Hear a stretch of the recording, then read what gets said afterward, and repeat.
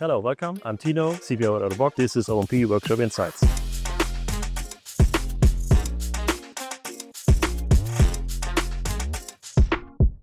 The best way to wetten a PVA bag is with a wet towel. So just take water, make the towel wet, squeeze it a little bit. That's all, and that's the best technique. That the PVA bag is flexible and soft for a proper job. Our towel is ready. Now we want to wrap the PVA bag in it. When it's dry, it's easy to roll the seam to the edge. That helps us later to create a nice seam with the iron. Make sure that you put the dry PVA bag on the wet towel, and then you can roll and bring the seam to the edge. So now you wrap it in the wet towel, and that is the best way to seal it later with the iron. The shiny side is normally outside. So when we rotate it later, the matte side is to the lamination. When the PVA bag is wrapped in the wet towel, let it soften for the next 15 minutes. So after 15 minutes, the PVA bag is wet enough. We unpack it and measure the right lengths to seal it. So go to your model, hold it in front of the model, and when you see it shining through, you can take the right lengths for the sealing. Then we go over to the board, just hang it over and take the sealing iron and weld it together. So you see we have one seam in the middle, and now we just break 45 degrees the corners. So as you can see, the PVA bag is sealed. It has a trapezoid shape, and now we check, is the seam really good sealed so that no air is going through.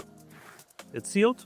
Now I cut a quarter of the seam off, so 3/4 is still there, and then I turn it inside out. And remember what we did in the beginning? We put the bag in the towel with the shiny side outside, and now when we turn it inside out, the matte side is outside, so in the right direction as we want it. Now we can pull the bag over the model. Most common problem is that people squeeze the air out. Keep it inside, so it slides on the air down.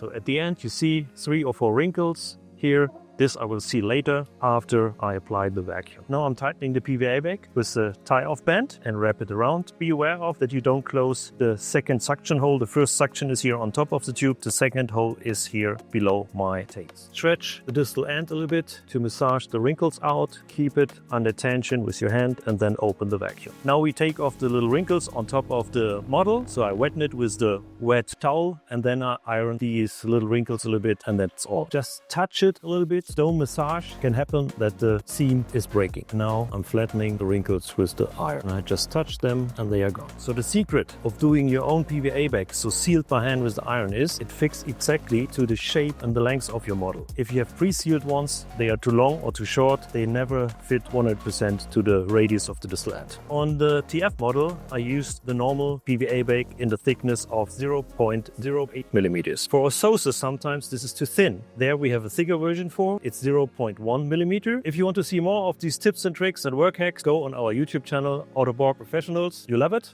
Tell someone.